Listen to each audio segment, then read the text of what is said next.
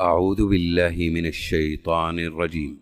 بسم الله الرحمن الرحيم. إنه من يأت ربه مجرما فإن له جهنم لا يموت فيها ولا يحيا، ومن يأته مؤمنا قد عمل الصالحات